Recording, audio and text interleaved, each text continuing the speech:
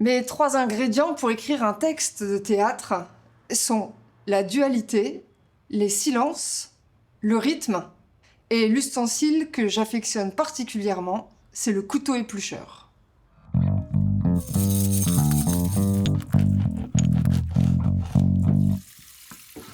Mon premier ingrédient, c'est la dualité. En fait, moi, ce qui me pousse à écrire, ce n'est pas tellement l'envie de raconter des histoires, mais plutôt l'envie de mettre en jeu un paradoxe. C'est sans doute la raison pour laquelle j'aime autant écrire des duos. Dans Cher Écharpe, par exemple, c'est un duo entre Môme, un enfant, et Mame, sa mère. Et dans cette relation parent-enfant, ce qui m'intéresse, ça va être d'interroger la manière dont on protège son enfant sans l'enfermer. Et donc quand j'écris, j'aime jongler à 2 balles. Je jongle avec le sens et le sensible. J'aime jongler aussi entre la raison et l'absurde, entre la profondeur et la légèreté, qui pour moi vont de pair. Alors ce qui m'intéresse, c'est dans le fait de jongler avec 2 éléments, c'est évidemment que ça crée du relief.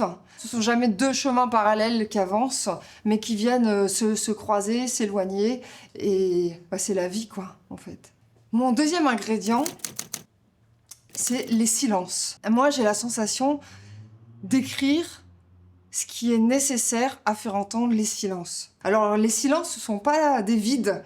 Les silences, pour moi, ce sont des fenêtres à travers lesquelles on peut regarder ce qui se passe dans les silences, ce qui se dit, ce qui ne se dit pas. Et donc, ce qui me plaît aussi, c'est de faire des silences des chambres d'écho. Il faut ménager des silences pour que ce qui s'est dit, ce qui s'est lu ou ce qui s'est prononcé puisse résonner. Parce qu'écrire un texte de théâtre, pour moi, c'est aussi écrire un texte avec des trous.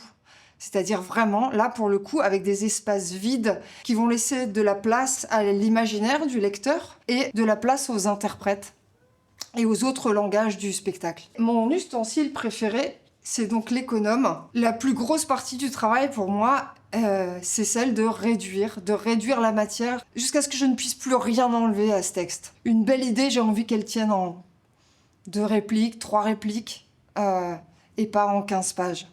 Mon troisième ingrédient, c'est le rythme. Je suis très sensible à l'alternance de rythmes rapides, de rythmes plus lents. J'aime bien le rythme un peu sautillant.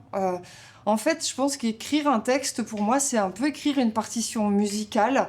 Et je me méfie toujours des moments où ça commence à s'appesantir, à s'attarder. Pour moi, faut que ça swing, faut que ça avance, et il n'est pas question de traîner trop en route. Donc la question du rythme, elle est aussi importante pour moi en termes de processus d'écriture. Je mets beaucoup de temps à écrire mes textes. Vraiment, c'est un rythme très très lent que celui de l'écriture pour moi. Pas tant dans le moment où je construis que dans le moment où je vais réduire la matière. Les textes que j'écris sont très très courts, sont petits, et pourtant je mets vraiment beaucoup de temps à les écrire. Bon, alors évidemment, s'il suffisait de mettre ces ingrédients pour que le texte apparaisse, ce serait bien trop simple, parce qu'il faut aussi accepter que les choses prennent du temps, accepter que les choses soient longues à venir. La question du temps, elle est vraiment pour moi associée à la question de l'obstination. Je pense que les textes les plus intéressants que j'ai écrits sont ceux